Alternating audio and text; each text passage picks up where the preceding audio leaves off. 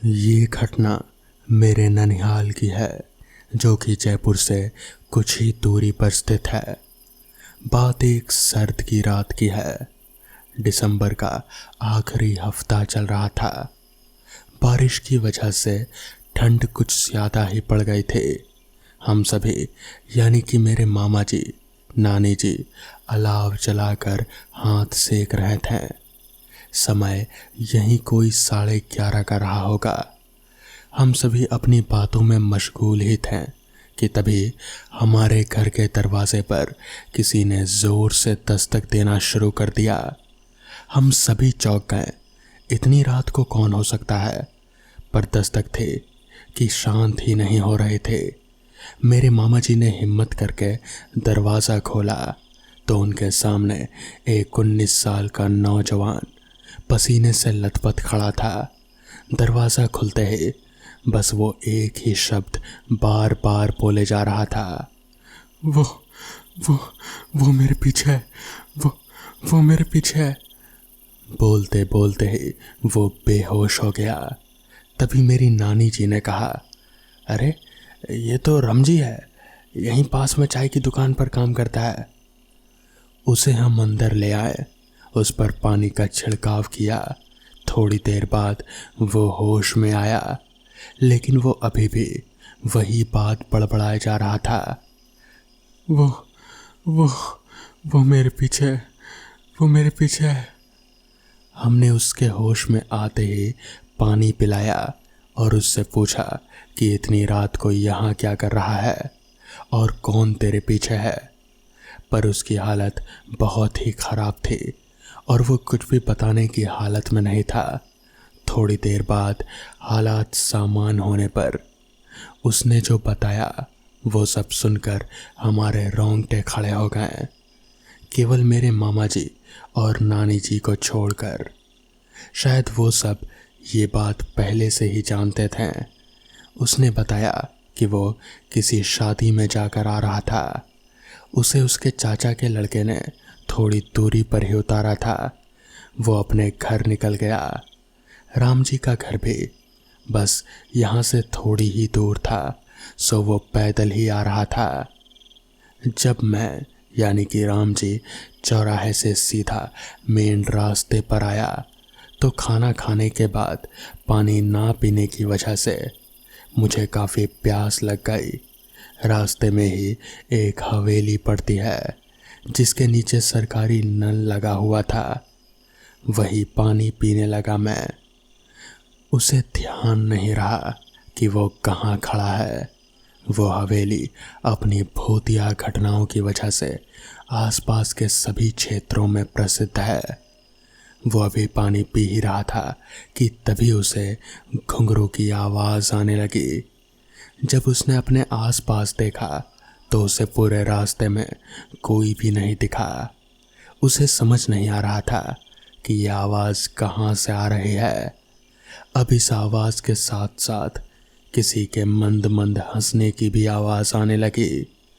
अब उसे आभास होने लगा कि यह आवाज़ ऊपर से कहीं से आ रही है। यही उसने सबसे बड़ी गलती कर दी। उसने सिर उठाकर जब ऊपर देखा तो वहाँ का नज़ारा कुछ और ही था। वहाँ एक औरत जिसके बाल बिखरे हुए थे और आंखें जो उसी की तरफ ही थे, वो धीमे धीमे हंस रहे थे।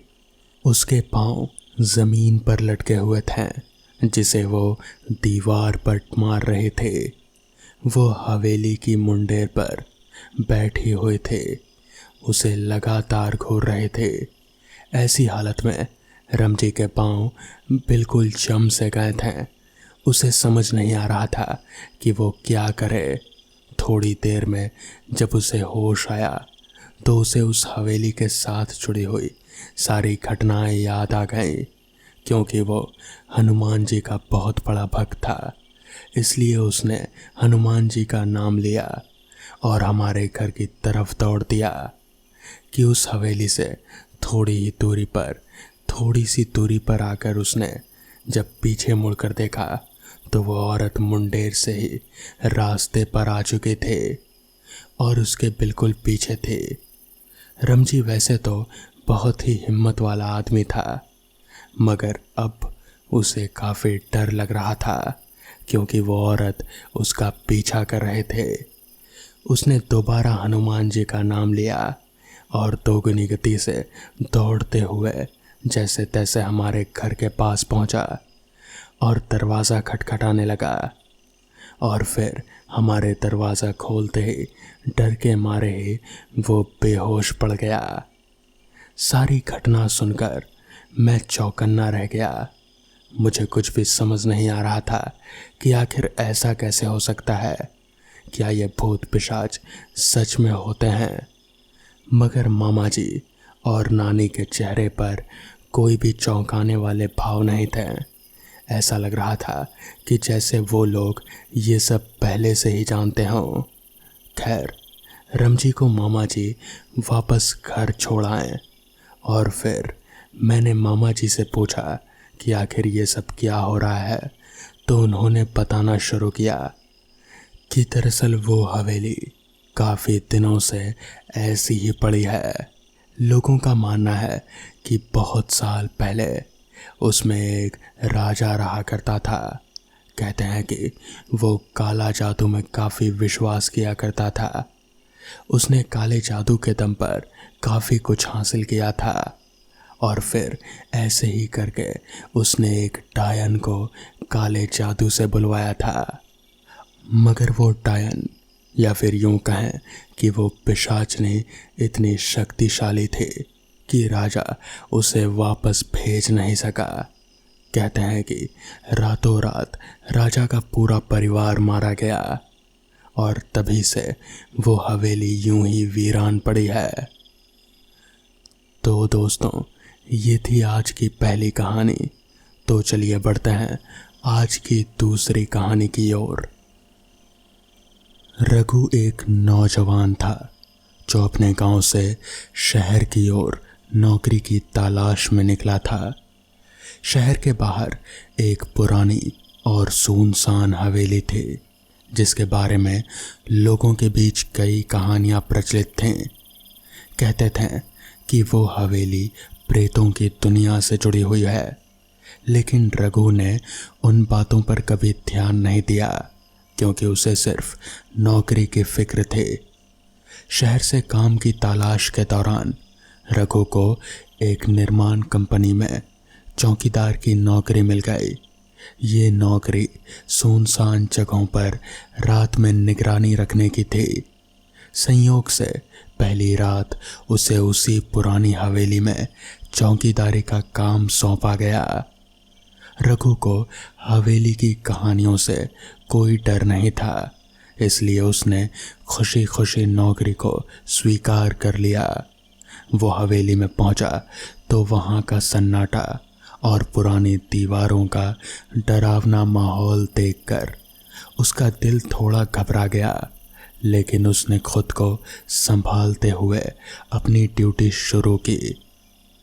पहली रात कुछ खास नहीं हुआ, लेकिन जैसे जैसे रात बढ़ी रघु को अजीब सी आवाज़ें सुनाई देने लगीं। हवेली के अंदर से किसी के चलने की आहट, दरवाज़ों के खुलने बंद होने की आवाज़ें और कभी कभी हल्की सी हंसी सुनाई देती। रघु ने सोचा शायद ये हवेली पुराने ढांचों की वजह से बज रही होगी। अगली रात रघु को फिर से कुछ अजीब घटनाओं का सामना करना पड़ा। हवेली की एक खिड़की अचानक खुद ब खुद खुल गई और फिर बंद भी हो गई, जबकि उसने अच्छी तरीके से खिड़की को लॉक कर दिया था। उसे लगा कि शायद हवा की वजह से हुआ होगा, लेकिन जब वो खिड़की के पास गया तो उसे एक ठंडी हवा का झोंका महसूस हुआ जो बिल्कुल असामान्य था। उसकी रीढ़ की हड्डी में एक ठंडक सी दौड़ गई, लेकिन उसने खुद को शांत रखा। तीसरी रात जब रघु अपनी ड्यूटी पर था, उसे अचानक हवेली के पिछले हिस्से से एक रोशनी दिखाई दी। वो उस ओर बढ़ा तो वहाँ एक पुराना बंद कमरा मिला जिसकी दीवारों पर पुरानी पेंटिंग्स थे। उस कमरे में कुछ ऐसा था जिसने उसे खींच लिया। कमरे के बीचों बीच एक पुरानी सी तिजोरी रखी थी। रघु को लगा कि शायद यहाँ कुछ महत्वपूर्ण होगा, लेकिन जैसे ही उसने तिजोरी को छूने की कोशिश की, एक ठंडा हाथ उसकी कलाई पर महसूस हुआ। रघु ने तेजी से मुड़कर पीछे देखा, लेकिन वहां कोई नहीं था। उसकी सांसें तेज हो गई, लेकिन उसने हिम्मत नहीं हारी। वो जानता था कि यहाँ कुछ रहस्य छिपा है और उसे इसे जानने की जरूरत थी। चौथी रात सबसे खतरनाक साबित हुई। रघु जब हवेली में घूम रहा था तो अचानक उसे एक लड़की की परछाई दिखाई दी, या फिर एक औरत की परछाई दिखाई दी जो सीढ़ियों के पास खड़ी थी। उसकी आंखें एकदम सफेद थी और उसका चेहरा धुंधला था। वो औरत धीरे धीरे सीढ़ियों से उतरने लगी और सीधे रघु की ओर बढ़ी। रघु के तो पैर जैसे जम गए, वो हिल भी नहीं पा रहा था। वो औरत रघु के सामने आकर रुकी और बोली, तुमने यहाँ आने की गलती की है। ये जगह तुम्हारे लिए नहीं है, ये प्रेतों की दुनिया है। यहाँ जीते जागते इंसान टिक नहीं सकते। रघु के शरीर में डर समा गया, लेकिन उसने साहस जुटाते हुए पूछा, तुम कौन हो और ये जगह ऐसी क्यों है? औरत ने धीरे धीरे पूरी कहानी शुरू की। वो कभी इस हवेली की मालकिन थे, लेकिन एक भयानक हादसे में उसकी मौत हो गई और उसके बाद से ही ये हवेली प्रेतों के कब्जे में आ गई और अब यहाँ आने वाला कोई भी आदमी जिंदा नहीं बचता। और वो अन्य आत्माएं जो यहाँ फंसी हुई है, वो जब तक इस हवेली का एक खास रहस्य नहीं खुलता, तब तक वो सारी आत्माएं मुक्त नहीं हो सकती।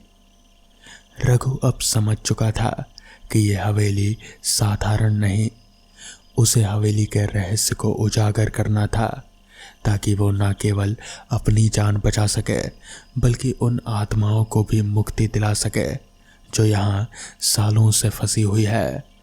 रघु की सांसें तेज हो रहे थे। उसके सामने खड़ी आत्मा की सफ़ेद आंखें उसे ठंडी अंधेरी गहराइयों में घसीटने लग रहे थे। उसने हिम्मत जुटाकर पूछा, तुम्हें मुक्ति कैसे किया जा सकता है? इस हवेली का रहस्य क्या है? उस आत्मा ने गहरे स्वर में कहा, इस हवेली का एक प्राचीन श्राप है जिसे तोड़े बिना कोई भी यहाँ से मुक्त नहीं हो सकता।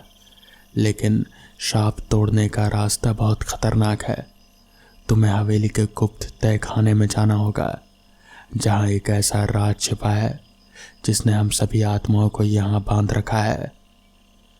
रघु का मन अब और बेचैन हो चुका था।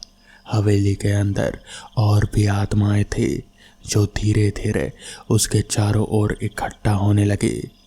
हर आत्मा की आंखों में दर्द और वेदना थी। एक बूढ़ा प्रेत आगे बढ़ा और बोला, यहाँ आने वाले कई लोगों ने इस रहस्य को जानने की कोशिश की, लेकिन कोई भी वापस लौट नहीं सका। अगर तुम भी ये रास्ता चुनते हो तो तुम्हारी जान भी खतरे में पड़ जाएगी।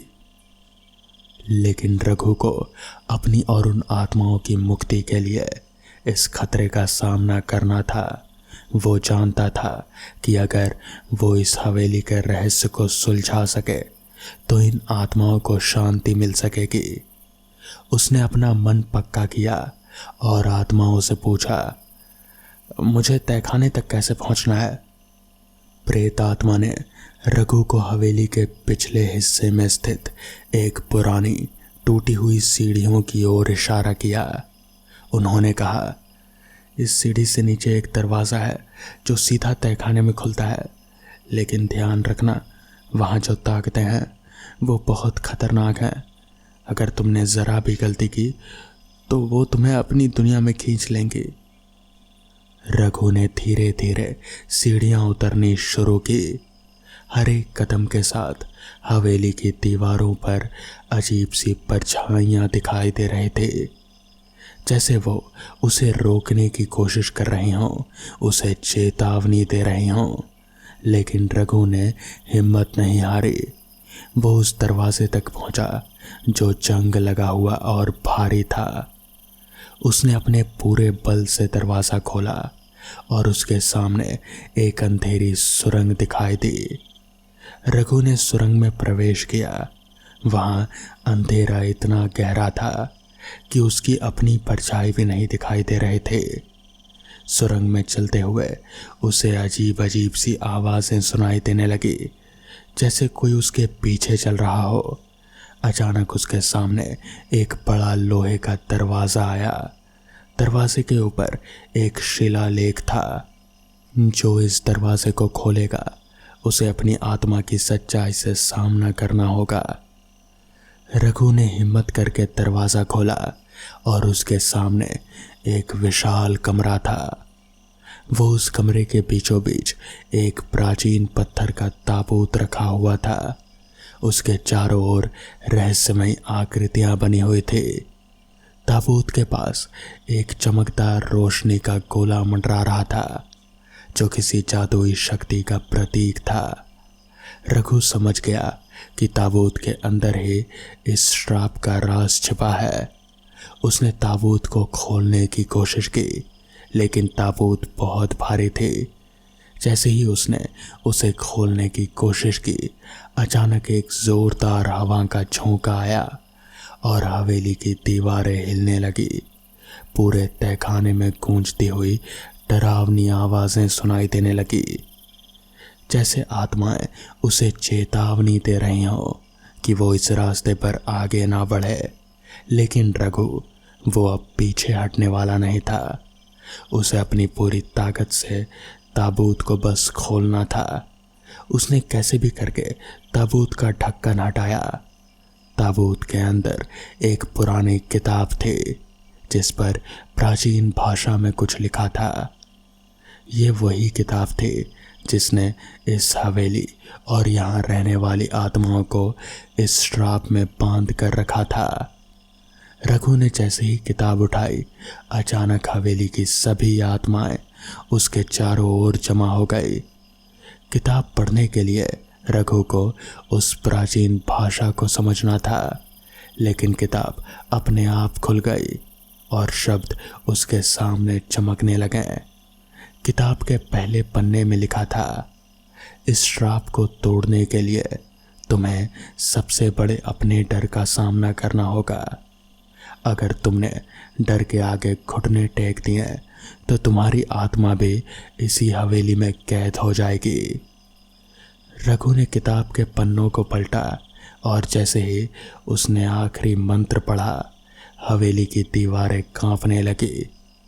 अचानक एक अजीब सी शक्ति उसके सामने प्रकट हुई, एक विशाल प्रेत आत्मा जो इस श्राप की रक्षक थी। उसकी आंखों में अंगारे जल रहे थे और उसकी उपस्थिति इतनी भयानक थी कि रघु का दिल तेजी से धड़कने लगा।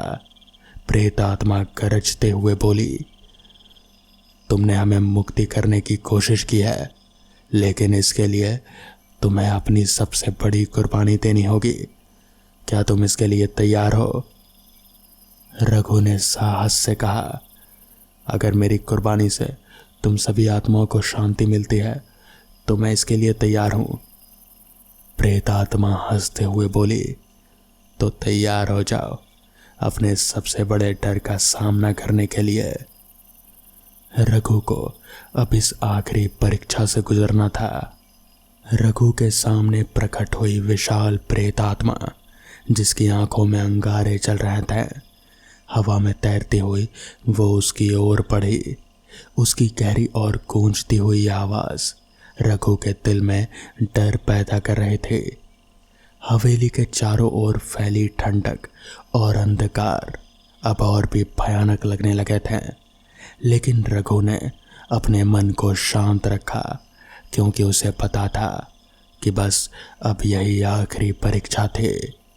प्रेत आत्मा ने गरजते हुए कहा, तुम्हें अपने सबसे बड़े डर का सामना करना होगा। ये डर तुम्हें अपनी कमजोरी से परिचित कराएगा। अगर तुमने इसे हराया तो तुम श्राप को तोड़ने में सफल होगे, लेकिन अगर तुम हार गए तो तुम्हारी आत्मा भी इसी प्रेतों की दुनिया में कैद हो जाएगी। रघु के चारों ओर का माहौल तेजी से बदलने लगा।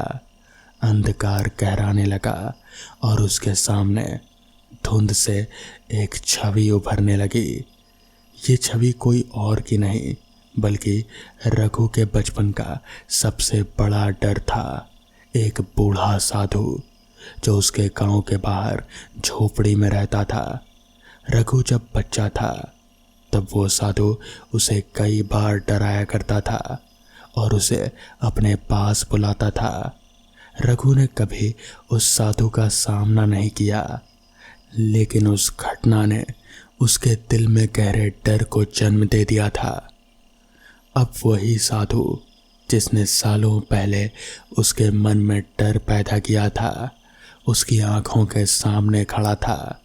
साधु की आंखें लाल हो गई थी और उसके चेहरे पर भयानक कुटिल मुस्कान थी। वो धीरे धीरे रघु की ओर बढ़ते हुए बोला, तू आज भी मुझसे डरता है रघु? क्या तू इस डर से कभी मुक्त हो पाएगा? रघु ने खुद को संभालने की कोशिश की, लेकिन उसके टांगें कांपने लगी। साधु की उपस्थिति इतनी भयावह थी कि उसकी सांसें तेज हो गई।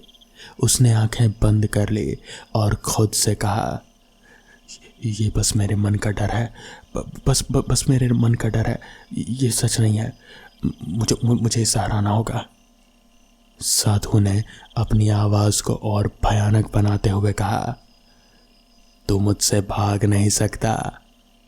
तू अब मेरी दुनिया में है, जहां डर तुझे हमेशा घेरता रहेगा। लेकिन रघु ने इस बार अपने मन की शक्ति को मजबूत किया। उसने आंखें खोली और साधु की ओर दृढ़ता से देखा। वो अब जान चुका था कि ये बस उसके मन का डर है जो इस भूत या छवि को पैदा कर रहा है।